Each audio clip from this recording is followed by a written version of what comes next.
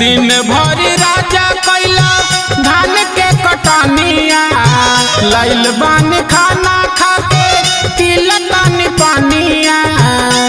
ए राजा भूखे ओट झुरा दिल बा हो दिन भर राजा कैला धान के कटनिया लाइल बानी खाना खा के पीला तानी पानिया।